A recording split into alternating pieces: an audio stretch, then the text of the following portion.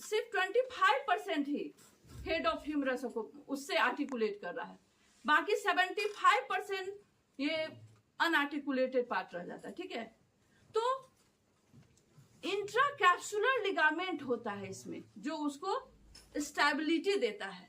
Rotator का muscles होता है जो इस ज्वाइंट को, शोल्डर ज्वाइंट को स्टेबिलिटी देता है। लेकिन फिर भी चूंकि आर्टिकुलेटिंग सरफेस बहुत कम है, सिर्फ 25% है, इसलिए ये most mobile as well as the most commonly dislocated joint of the body है। ठीक है, अब उसमें भी है कि 97% केस में एंटीरियर डिसलोकेशन होता है। ये आप लोग को फिल अप द ब्लैंक्स में रहता है कि शोल्डर डिसलोकेशन एंटीरियर टाइप होता है, पोस्टीरियर टाइप होता है, इंफीरियर टाइप होता है। तो एंटीरियर टाइप 97% होता है, बहुत मोस्ट कॉमन। आखिर क्यों एंटीरियर ही क्यों होता है? क्योंकि ये यंग एज में भी बाइमोडल एज है, यंग एज में भी होता है, एडल्ट में एज में भी इसका इंसिडेंस ज्यादा पाया गया है। तो एडल्ट यंग एज में जो होता है बहुत लड़ाई झगड़ा करता है, उसका वायोलेंट नेचर रहता है। तो जैसे अगर फुली एक्सटेंडेड आर्म, और आगे की तरफ ये क्या होता है, शोल्डर ज्वाइंट का मूवमेंट सब तो जान ही रहे हो, ये फ्लेक्शन होता है, इसको एक्सटेंशन कहते हैं। ये this is adduction, this is abduction.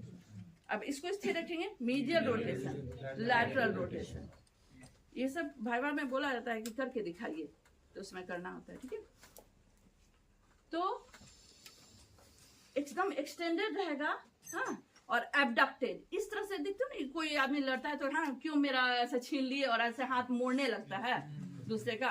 तो यही जो होता है मैकेनिज्म ऑफ एक्शन है, जिससे वो आगे की तरफ स्लिप हो जाता है। Head of the humerus glenoid cavity से आगे की तरफ चला जाता है।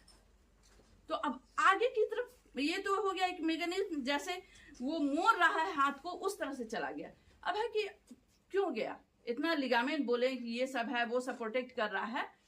तो इंट्रा कैप्सुलर लिगामेंट जो होता है वो 3 होता है। ग्लिनोहेमरल ज्वाइंट है ना, तो सुपीरियर ग्लिनोहेमरल लिगामेंट है, मिडिल ग्लिनोहेमरल लिगामेंट है, इंफीरियर है। मिडिल और इंफीरियर के बीच में डिस्टेंस नहीं है, लेकिन सुपीरियर और मिडिल के बीच में डिस्टेंस है।